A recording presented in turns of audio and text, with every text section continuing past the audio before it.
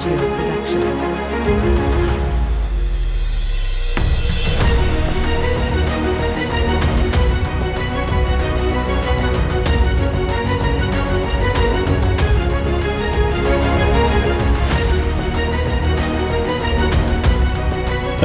My name is Saheed Bayonle. I am a Yoruba. I'm a Nigerian. I'm a Muslim. I'm from Osun State, and I'm everything you want me to be.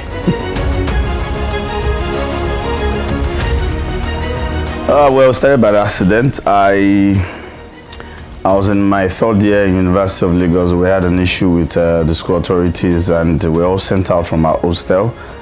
And we had to get our hostels off campus, so I got an apartment somewhere around Odunfa, Ibutemeta, and I met the likes of Alhaji Taiwo Hassan, Alhaji Nka Quadri, and some other movie icons, and I was like, whoa, so this is really their office. Then my friend told me that's their office. I went there, made the inquiry, got the form. They asked me how long do I intend to train. I was like, say 6 months I should be done. I spent 4 years training after graduating. And I didn't even want to leave, so that was how it all started. But alhamdulillah, we're here today. I was lost, lonely, scared, confused. You know, I was a child who I wanted to be a pilot. You know, I got a scholarship from a school. I even got the brochure and everything, but my dad could not afford it, and I've always wanted financial freedom. I read the book that scattered my whole head then was Rich Dad Poor Dad. Then I knew the value of being financially free and being able to improvise and extend your wealth beyond what you can do. I never wanted a 9 to 5, and I tried it once. You know, they said we're on probation for 6 months. They didn't pay us, so I just after that and started my movie and acting, everything ever since then. Yeah, my mom was everything to us. My dad was a 9 to 5. He worked, he was a banker before he retired. My mom was always there for us. She was a fashion designer who worked in the house. You know, that was the era of daddy works, mommy take care of the kids, and I enjoyed it. I enjoyed that time. It was worth it.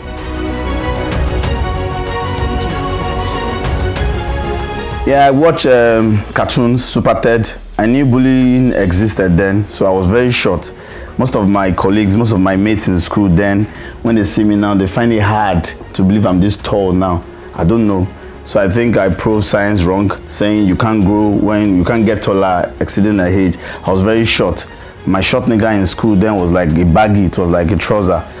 I was supposed to be the head boy, but you know, they cheated me, and I was the assembly prefect. I channeled my energy from being bullied to bullying people. You will find it hard. My schoolmates then who attended Keke High School and Lafugans can attest to this. I was short. The school students respected me and feared me more than the principal. When they see me at the gate, everybody runs away. You know, so I wasn't bullying. I was the one bullying the old school.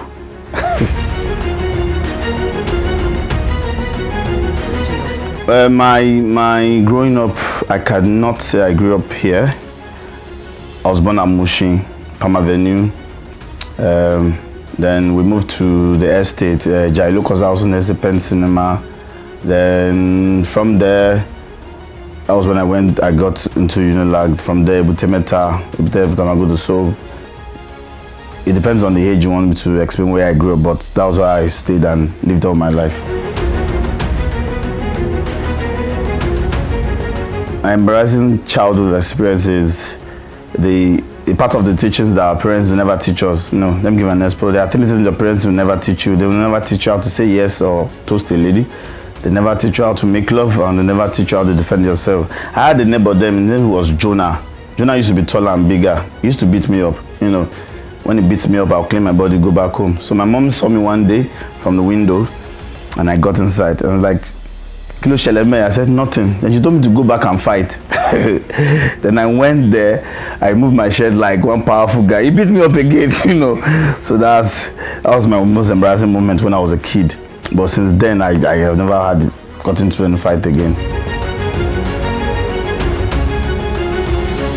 In secondary school, I was a leader, I was a prefect, as I said earlier. In the university, I was polluted with the student unionism in the school. I had the godfather them, Shasonda Ine, and the likes of Wale Shakbara.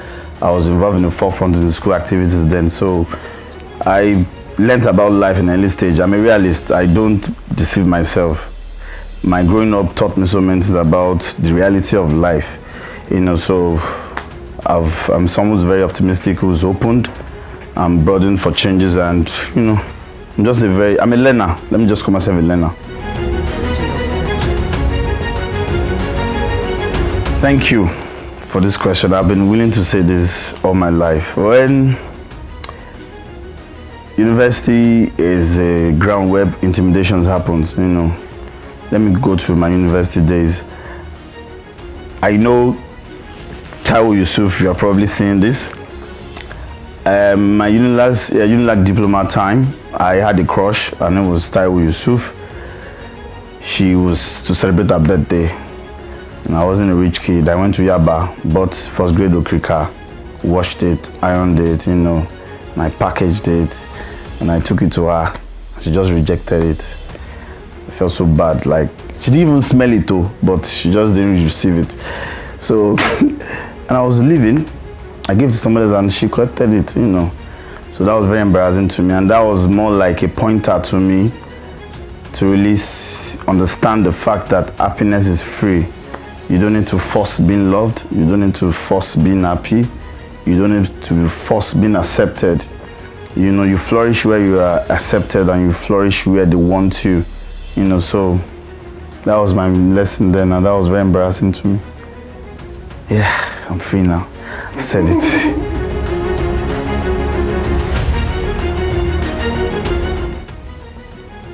But speak like this, you say, I'm a polygamist.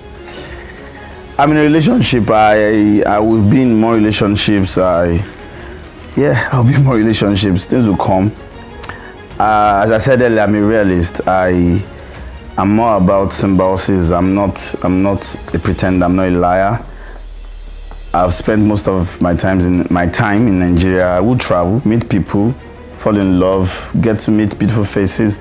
I have my soft spots, I have my weak points, preoccupying ways. I'll meet them, I'll learn, I'll fail, I'll be a human, and I'm in a relationship, and I'll be in more relationships.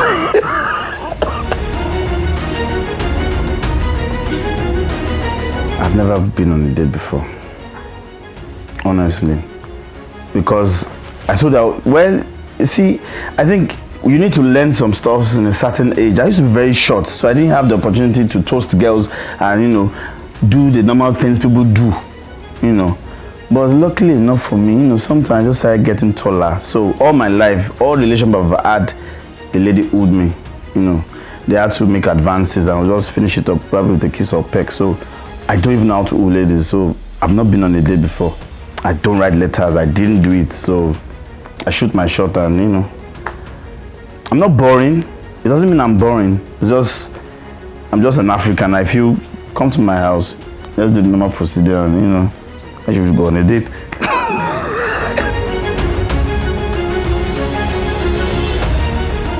Well, if it's a lady, I love, preoccupying waist, she should be gagality, tamba yigi, strong and heavy, but she should at least have something up there.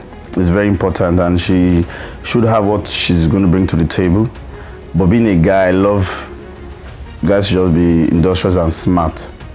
The guy should be smart, but ladies, must find and get sense. Tamba, igigi.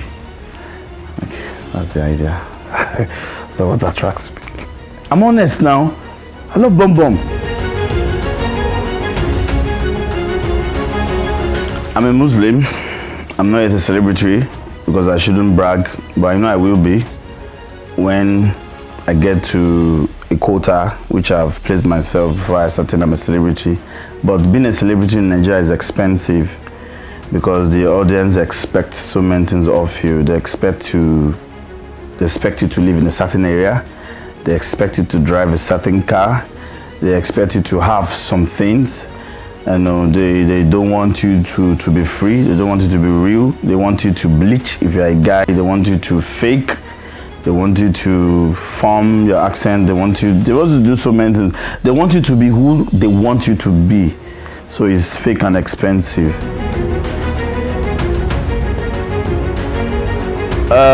Being an actor, I want to make money. I want to enjoy my life.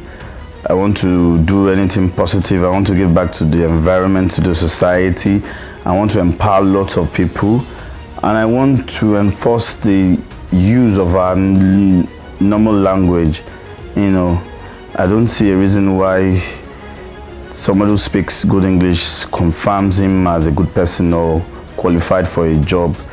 I want to be a preacher of the fact that it's about what people can really do.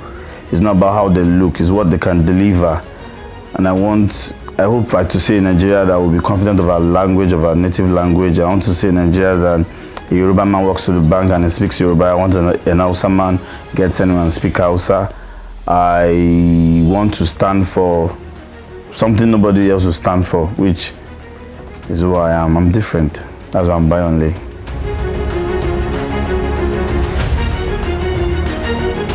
Yeah, two.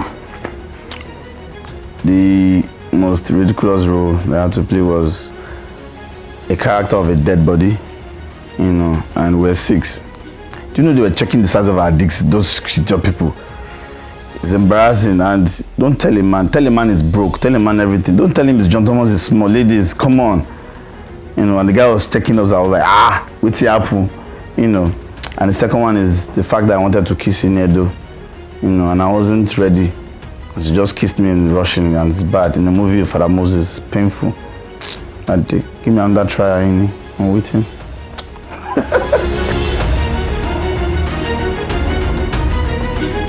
My fans, stop being selfish with your support, you know. Don't start third world war within the actors and the movie industry and the creators.